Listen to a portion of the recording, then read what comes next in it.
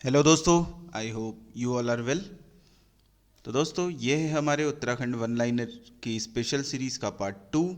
और आज हम देखेंगे उत्तराखंड के प्रागैतिहासिक और पौराणिक काल से संबंधित कुछ तथ्य जो कि एग्ज़ाम्स में बार बार पूछे जाते हैं। और हम आज जानेंगे कि हमें उत्तराखंड में अलग अलग साक्ष्य किन किन स्थानों से प्राप्त हुए हैं। उसके साथ साथ पौराणिक काल में उत्तराखंड को किन किन नामों से पुकारा जाता था, किस किस क्षेत्र को क्या क्या कहा जाता था। तो इस सब से संबंधित तथ्य और कुछ क्वेश्चंस हम देखेंगे। तो चलिए दोस्तों, बिना किसी देरी के शुरू करते हैं। तो सबसे पहले हम देखते हैं कि उत्तराखंड के जो प्रागैतिहासिक काल के जो साक्ष्य हैं वो हमें कहाँ कहाँ से प्राप्त हुए हैं। तो हमें लाखू गुफा, जो कि अल्मोड़ा में स्थित है, अल्मोड़ा के बाड़ेचीना में स्थित है। 1963 में इसकी खोज हुई थी। तो इस गुफा से हमें मिले हैं मानव चित्र, मानवों के नृत्य करते हुए चित्र और पशुओं के चित्र। तो कौन सी गुफा है? याद रखिएगा, लाखू गुफा, जो कि स्थित है कहाँ? बाड़ेछीना, अल्मोड़ा में। और यहाँ से हमें मिले हैं मानवों के नृत्य करते हुए चित्र। तो आप ये पॉइंट याद रखिएगा, बार बार एग्जाम में पूछा जाता है लाखू गुफा की पोजीशन। उसके अतिरिक्त जो दूसरी गुफा है जहाँ से हमें साक्ष्य मिले हैं वो है हमारी ग्वारख्या गुफा, जो कि चमोली में अलकनंदा नदी के किनारे स्थित है। कौन सी गुफा है? ग्वारख्या गुफा, जो कि कहाँ स्थित है? चमोली में अलकनंदा नदी के किनारे पे। कौन से गांव में? अलकनंदा नदी के किनारे पे डूंगी गांव में स्थित है। कौन सी गुफा है? ग्वारख्या गुफा।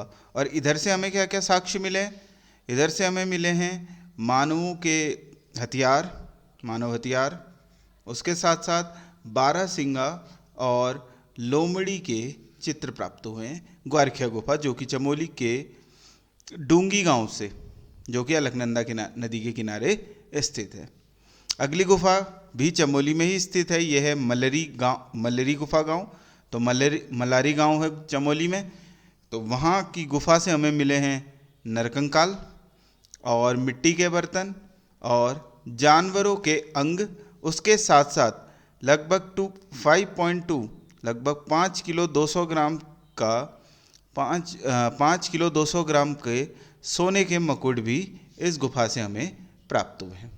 तो कौन सी गुफा है? आप याद रखिएगा, कौन सी गुफा है? मलरी गांव गुफा। ठीक है दोस्तों। तो लाखू गुफा अल्मोड़ा के बाड़ेचीना में, दूसरी है ग्वारख्या गुफा, जो कि डूंगी गांव में, चमोली में। और तीसरी है मलरी गांव गुफा, जो कि चमोली के मलरी गांव में स्थित है। उसके उसके अतिरिक्त किमनी गांव, जो कि चमोली में स्थित है। यहाँ से हमें मिले हैं हथियार। जो उस समय के जो व्यक्ति थे वो किस तरीके के हथियार इस्तेमाल करते थे। और उसके अतिरिक्त पशुओं के जो शैल चित्र हैं, जो शिलाओं पे बने हुए चित्र, जो पत्थरों पे बने हुए चित्र होते हैं पशुओं के, वो भी मिले हमें किमनी गांव से, जो कि चमोली में स्थित है। उसके बाद जो अगले हमें साक्ष्य मिले हैं वो मिले हैं हमें लुएथाप से, जो कि अल्मोड़ा राज्य में स्थित है। सॉरी, जो कि अल्मोड़ा डिस्ट्रिक्ट में स्थित है, अल्मोड़ा जिले में स्थित है लुएथाप। और यहाँ से मिले हैं मानव के शिकार करने के साक्ष्य। उसके साथ साथ उनके नृत्य करने के कुछ चित्र प्राप्त हुए हैं। तो मानव उस समय पे किस तरीके से शिकार करता था और किस तरीके का नृत्य उस समय हुआ करता था, उसके साक्ष्य मिले हमें लुएथाप से। और तो दोस्तों, पेपर में क्वेश्चन इसी तरीके से पूछा जाता है कि मानव के हथियार किस स्थान से प्राप्त हुए हैं। तो वहाँ पर को आपको 4 ऑप्शन बना देगा। तो आपको याद रहना चाहिए कि हथियार कहाँ से मिले थे हमें? किमनी गांव से। उसके अलावा मानव के शिकार करने के साक्ष्य कहाँ से मिले हमें? लुएथाप से। और नृत्य करने के भी साक्ष्य कहाँ से मिले हैं? मानव के लुएथाप से। उसके बाद पेटशाल, ये भी अल्मोड़ा में स्थित है। और इधर पर को मिली है हमें मानव आकृतियाँ, जो शैल चित्र है उनमें मानव की आकृतियाँ बनी हुई हैं। उसके अलावा स्पेशल है कि एक कथक शैली में नृत्य करते हुए मानव की मूर्तियाँ मिली हैं। तो पेपर में बार बार क्वेश्चन पूछा जाता है कि कथक शैली में नृत्य करते हुए मानव की मूर्तियाँ किस स्थान से प्राप्त हुई हैं? तो ये प्राप्त हुई हैं पेटशाल, अल्मोड़ा से। उसके बाद हुडली, जो कि उत्तरकाशी में स्थित है। हुडली कहाँ स्थित है? उत्तरकाशी में। और यहाँ पर से ये क्वेश्चन पेपर में बार बार आया है, नीले रंग के शैल चित्र किस स्थान से प्राप्त हुए हैं। तो नीले रंग के जो शैल चित्र हैं, जो शिलाओं पे बने हुए चित्र हैं, वो हमें मिले हैं हुडली से। और हुडली कहाँ स्थित है? उत्तरकाशी में। ठीक है दोस्तों। उसके अलावा पिथौरागढ़ के बनकोट से हमें मिले हैं तांबे की 8 मूर्तियां प्राप्त हुई हैं। तो पिथौरागढ़ के बनकोट से हमें प्राप्त हुई हैं तांबे की 8 मूर्तियां। इसके अलावा जो रामगंगा की पूरी घाटी है, उसमें भिन्न भिन्न स्थानों पे पाषाणकालीन पत्थरों के बने हुए, जो उस समय पे पत्थरों का युग था, तो उनके सभागार या जिन्हें शवगार बोला जाता है, शव रखने के स्थान, तो ये भी प्राप्त हुए हैं हमें रामगंगा घाटी से। ठीक है दोस्तों। तो प्राग ऐतिहासिक काल के साक्ष्य हमें किन किन स्थानों से मिले हैं, उनको आप ध्यान रखिएगा। लाखू गुफा से मिले, जो कि अल्मोड़ा के बाड़ेछीना में स्थित है। ग्वारख्या गुफा, जो कि चमोली के अलकनंदा नदी के किनारे डूंगी गांव पे स्थित है। मलारी गांव गुफा, जो कि चमोली में स्थित है। और यहाँ से भी हमें मिले हैं अलग अलग। यहाँ से हमें नरकंकाल मिले थे, मिट्टी के बर्तन मिले थे, जानवरों के अंग मिले थे, और लगभग 5.2 किलो के सोने के मुकुट ये मिले हैं। उसके बाद किमनी गांव, ये भी चमोली में स्थित है। उसके अलावा लुएथाप, ये अल्मोड़ा में मानव के शिकार करते हुए चित्र साक्ष्य मिले हैं आपसे।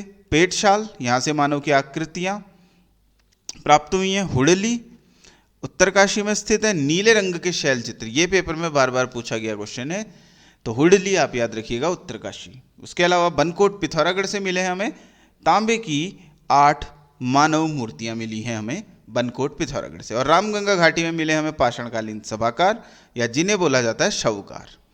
तो ये कुछ जो प्राचीन काल के जो हमें साक्ष्य मिले हुए हैं, जो प्रागैतिहासिक काल के, वो किन किन स्थानों से मिले हैं, ये कुछ चुनिंदा स्थान हैं उत्तराखंड के, आप याद रखिएगा। अब देखते हैं हम आद्य ऐतिहासिक काल या पौराणिक काल से संबंधित कुछ तथ्य।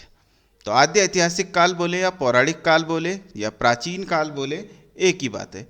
तो लगभग तो कौन से जो हमारी चतुर्थ शताब्दी थी, तो चतुर्थ शताब्दी के जो हमें क्या क्या साक्ष्य मिले कि उस समय के लोग लोहे, तांबे, धातुओं का प्रयोग करते थे। उसके साथ साथ उस समय के लोग कृषि पालन करते थे, पशुपालन किया करते थे। उस समय की सभ्यता कैसी थी? ग्रामीण और नगरीय सभ्यता। तो इन सब के हमें भिन्न भिन्न स्थानों पे साक्ष्य प्राप्त हुए हैं। और उत्तराखंड का प्रथम उल्लेख या उत्तराखंड का जो सबसे पहला उल्लेख मिलता है, वो मिलता है हमें हमारे सबसे प्राचीन ग्रंथ में, प्राचीन वेद ऋग्वेद में। और ऋग्वेद में उत्तराखंड को बोला गया है देवभूमि या मनीषियों की भूमि। तो पेपर में आएगा कि क्वेश्चन ऋग्वेद में उत्तराखंड का वर्णन क्या किया गया है। तो ऋग्वेद में उत्तराखंड को बोला गया है देवभूमि या मनीषियों की भूमि। तो ये सब बोला गया है ऋग्वेद में, और पहला वर्णन भी हमें कहाँ मिलता है? उत्तराखंड का ऋग्वेद में ही। उसके अतिरिक्त जो ऐतरेय ब्राह्मण ग्रंथ है, इसमें उत्तराखंड को क्या बोला गया है? उत्तर कुरु। ऐतरेय ब्राह्मण में क्या बोला गया है उत्तराखंड को? उत्तर कुरु, जिसका अर्थ है उत्तर कुरुओं के निवास का क्षेत्र।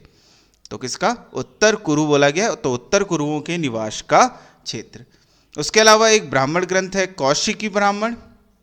इसमें उत्तराखंड के लिए बद्रीनाथ नाम का वर्णन देखने के लिए मिलता है। तो कौशिकी ब्राह्मण में हमें कौशिकी ब्राह्मण में उत्तराखंड को बोला गया है बद्रीनाथ नाम से उत्तराखंड को संबोधित किया गया है। और स्कंद पुराण के 2 खंड स्कंद पुराण में, और जो स्कंद पुराण के अनुसार है उत्तराखंड को 2 भागों में बांटा गया है। एक में बोला गया है मानस खंड, जो कि वर्तमान का कुमाऊं क्षेत्र है, और दूसरा है केदारखंड, जो कि वर्तमान का गढ़वाल क्षेत्र है। और अगर जो केदारखंड का विस्तार है, वो स्कंद पुराण के अनुसार माया क्षेत्र या गंगा द्वार, जिसे वर्तमान में क्या बोला जाता है? हरिद्वार। इसलिए हरिद्वार को मायापुरी भी बोला जाता है।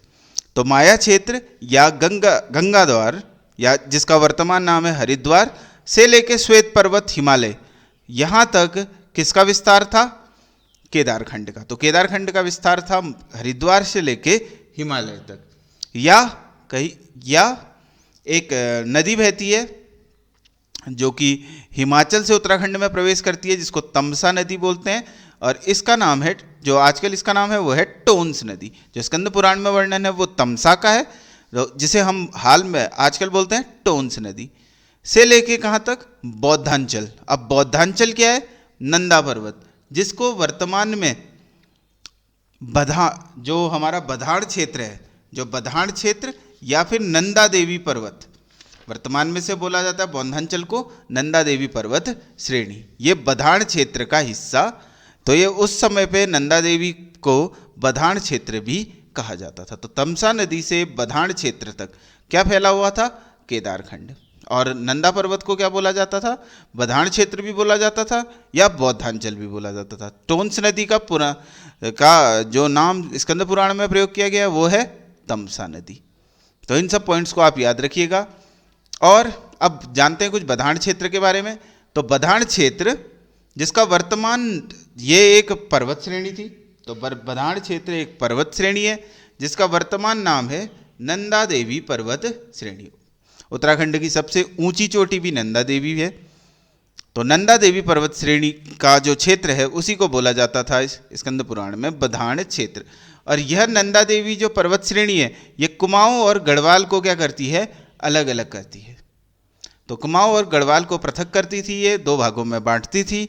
और उत्तराखंड को आदि किन नामों से जाना जाता था? तो उत्तराखंड को उस समय ब्रह्मपुर या खस देश के नाम से भी जाना जाता था।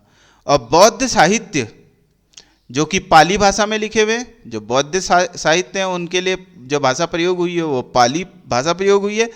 तो बौद्ध साहित्य में उत्तराखंड के लिए हिमवंत शब्द का प्रयोग हुआ है। तो आपको पेपर में क्वेश्चन पूछा जाएगा कि हिमवंत शब्द का प्रयोग किस साहित्य में उत्तराखंड के लिए किया गया है, या हिमवंत शब्द का प्रयोग किस राज्य के लिए किया गया है?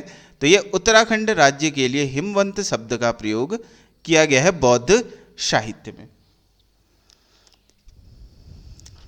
तो दोस्तों आज के वन लाइनर सीरीज में इस पार्ट में हम इतना ही करते हैं, और जल्द ही इसका पार्ट 3 में लेके आऊँगा आपके सामने। इसमें हम बहुत ही शॉर्ट फॉर्म में, बहुत ही छोटे छोटे क्वेश्चंस की फॉर्म में जो एक क्विक रिवीजन भी करते हैं, और बहुत सारे टॉपिक को इनमें हम कवर करेंगे। ये सीरीज़ बहुत लंबी चलने वाली है। तो दोस्तों, अगर आपने अभी तक हमारे चैनल को सब्सक्राइब नहीं किया तो चैनल को सब्सक्राइब कीजिए और बेल आइकन को प्रेस कर दीजिए ताकि हमारे द्वारा डाले गए सभी वीडियोज़ की नोटिफिकेशन आपको टाइम टाइम पे मिल सके। और दोस्तों, इस वीडियो को अधिक से अधिक लाइक और शेयर कीजिए। जो भी अभ्यर्थी उत्तराखंड से संबंधित एग्ज़ाम्स की तैयारी कर रहा है तो उस तक इस वीडियो को पहुंचाइए। ये जिम्मेदारी आपकी है, और अपना सपोर्ट इसी प्रकार हमें देते रहिए। और दोस्तों, अगर आप कोई भी सुझाव या कोई भी क्वेश्चन हमसे पूछना चाहते हैं तो कमेंट सेक्शन में आप वो पूछ सकते हैं। तो दोस्तों, इसी आशा के साथ कि आप अच्छी तरीके से कोशिश कर रहे होंगे, पढ़ाई कर रहे होंगे, और निरंतर अपने हौसले को मजबूत रखिए। और जल्द ही जो गवर्नमेंट की जो अलग अलग गाइडलाइंस आ रही हैं, तो हम उम्मीद कर रहे हैं कि जल्द ही या फिर हो सकता है कि 2020 सितंबर अक्टूबर से आपके एग्ज़ाम्स भी स्टार्ट हो जाएंगे। तो आप ऐसे ही कोशिश करते रहिए, प्रयास करते रहिए, और अपने जो कॉन्सेप्ट हैं और जो चीज़ें आपने पढ़ी हैं उसको रिवाइज़ कीजिए। तो इसी आशा के साथ आपका दिन शुभ हो। जय हिंद, वंदे मातरम।